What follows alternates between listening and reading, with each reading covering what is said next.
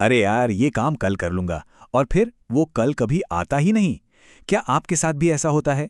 आप अक्सर कामों को टालते हैं और बाद में पछताते रहते हैं। तो आज हम नील फ्योरे की एक कमाल की किताब द नाउ हैबिट की बात करने वाले हैं। इसमें हम सीखेंगे कि ये टाल मटोल की आदत, जिसे प्रोक्रेस्टिनेशन कहते हैं, उस पर काबू कैसे पाया जाए। और सबसे जरूरी, बिना किसी गिल्ट के, बिना किसी अपराध बोध के काम और जिंदगी को एंजॉय कैसे किया जाए। टालमटोल को अक्सर आलस्य या अनुशासन की कमी के रूप में गलत समझा जाता है। ये बात बिल्कुल सच है ना? हम में से ज्यादातर लोग यही तो सोचते हैं कि यार मैं काम टाल रहा हूं, मतलब मैं आलसी हूं या मुझ में डिसिप्लिन की कमी है। पर क्या ये वाकई सच है? असल में ये एक बहुत बड़ी गलतफहमी है, और इसी गलतफहमी को आज हम दूर करने वाले हैं।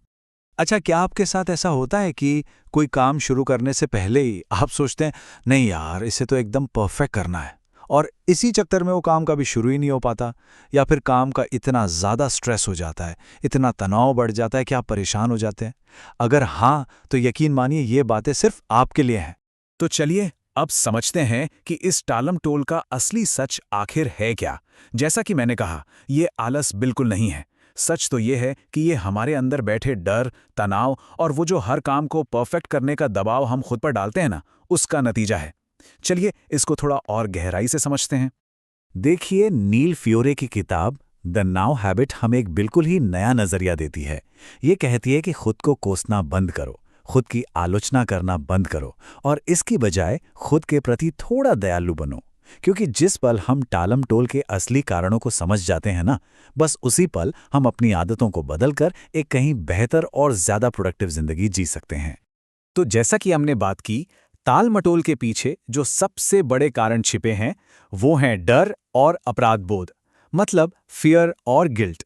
और अच्छी बात यह है कि इस किताब में बताई गई रणनीतियों को अपनाकर हम अपनी इस टाल मटोल की आदत को एक मीनिंगफुल काम में बदल सकते हैं, और फिर काम बोझ नहीं लगेगा बल्कि मजेदार लगने लगेगा।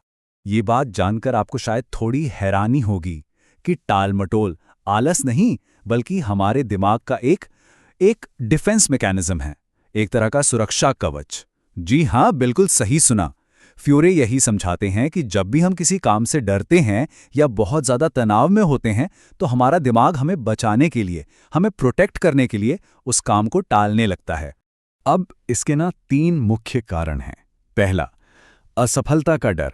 हमें डर लगता है कि कहीं हम फेल ना हो जाएं, या शायद लोग हमारे काम को पसंद ना करें, हमारा मजाक उड़ाएं।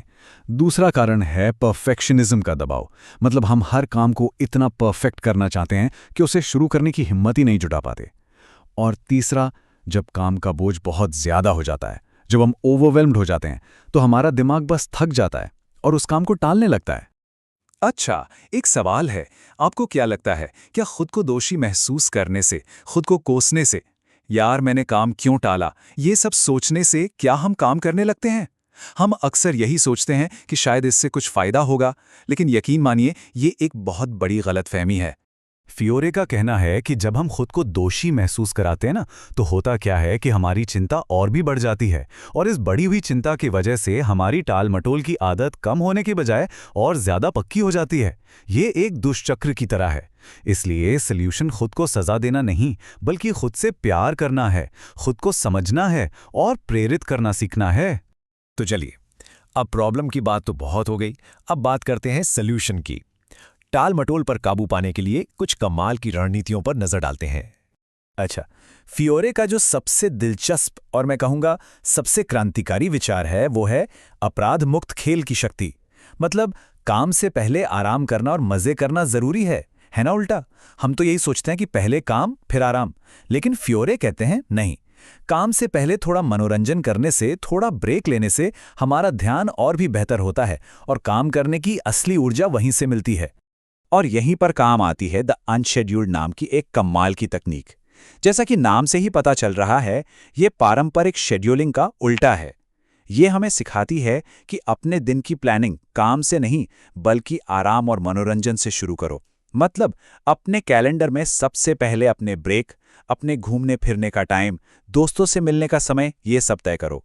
इससे होता क्या है कि काम का जो मेंटल प्रेशर है वो कम हो जाता है, और फिर हम छोटे छोटे हिस्सों में, मतलब 15-30 मिनट के सत्रों में ज्यादा फोकस के साथ काम कर पाते हैं। एक और बहुत ही पावरफुल तरीका है अपनी भाषा को बदलना। जिस तरह से हम खुद से बात करते हैं। देखिए, हमारे शब्द हमारी सोच पर बहुत गहरा असर डालते हैं। मुझे ये रिपोर्ट खत्म करनी है, ये सुनने में ही एक बोझ लगता है, एक मजबूरी। लेकिन इसकी जगह अगर हम कहें, मैं इस रिपोर्ट को अभी शुरू करना चुनता हूं, तो देखिए कितना फर्क है। ये छोटा सा बदलाव हमारे अंदर के रेजिस्टेंस को, उस प्रतिरोध को कम कर देता है और काम एक बोझ की जगह हमारा अपना चुनाव बन जाता है। मुझे और मेहनत करनी चाहिए की जगह, चलो मैं इस पर अभी 30 मिनट काम करूंगा। अच्छा, क्या आपके साथ कभी ऐसा हुआ है कि आप कोई काम कर रहे हो और उसमें इतने ज्यादा डूब गए, इतने खो गए कि आपको समय का पता ही नहीं चला, सब कुछ भूल गए? बस इसी को फ्लो की स्थिति या फ्लो स्टेट कहते हैं। और इस कमाल की स्थिति तक पहुंचने के लिए 3 सिंपल स्टेप्स हैं। पहला, अपने आसपास से ध्यान भटकाने वाली सारी चीजों को दूर कर दें, फोन, नोटिफिकेशंस, सब कुछ। दूसरा, एकदम साफ और छोटे लक्ष्य बनाएं जिन्हें आप हासिल कर सकें। और तीसरा, काम को परफेक्ट बनाने पर नहीं, बल्कि उसे पूरा करने पर, मतलब प्रोग्रेस पर ध्यान दें। तो चलिए, थ्योरी तो बहुत हो गई, अब असल बात पर आते हैं। इन बेहतरीन रणनीतियों को हम अपनी रोजमर्रा की जिंदगी में, अपनी डेली लाइफ में कैसे लागू कर सकते हैं? चलिए कुछ बहुत ही आसान और प्रैक्टिकल तरीकों से इसकी शुरुआत करते हैं। ठीक है, तो सबसे पहला और सबसे आसान कदम, किसी भी बड़े काम को छोटे छोटे हिस्सों में शुरू करना। देखिए, मोटिवेशन या प्रेरणा का इंतजार मत कीजिए, क्योंकि वो शायद कभी नहीं आएगी। बस खुद से ये तय कीजिए कि आप उस काम पर सिर्फ 5 या 10 मिनट देंगे, ज्यादा नहीं। होता क्या है कि अक्सर एक बार जब हम काम शुरू कर देते हैं ना, तो वो मोमेंटम अपने आप बन जाता है। दूसरा कदम है अपने अंदर के गिल्ट को, उस अपराध बोध को एक सवाल में बदलना, एक जिज्ञासा में बदलना। अगली बार जब भी आप कोई काम टालें, तो खुद को कोसने की बजाय एक पल रुकिए और खुद से पूछिए, अच्छा, मैं इस काम को क्यों टाल रहा हूं? इसके पीछे असली वजह क्या है? क्या मुझे किसी बात का डर है? क्या मैं बहुत ज्यादा परफेक्शन के पीछे भाग रहा हूं? जिस पल आप असली कारण जान जाएंगे ना, उसका समाधान खोजना बहुत आसान हो जाएगा। अब आता है तीसरा और शायद सबसे जरूरी कदम, अपने मजे और आराम को प्रायोरिटी बनाना, उसे प्राथमिकता देना।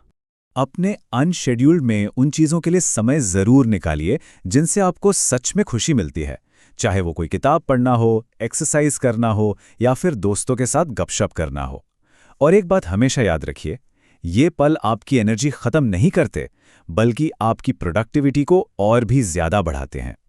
और चौथा कदम, इस बात पर ध्यान देना कि आप असल में कितना समय काम करते हैं, सिर्फ प्लान नहीं करते। मतलब अपने अनशेड्यूल का इस्तेमाल करके सिर्फ उस समय को लिखिए जब आप सच में काम कर रहे थे, वो नहीं जो आपने करने की योजना बनाई थी।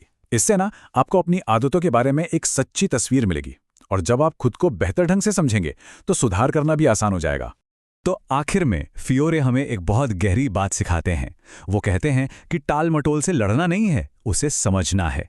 जिस पल हम खुद के प्रति दयालु हो जाते हैं और काम को एक सजा की तरह नहीं, बल्कि अपने एक चुनाव की तरह देखते हैं, बस उसी पल हम बिना किसी तनाव के अपने लक्ष्यों को हासिल कर सकते हैं।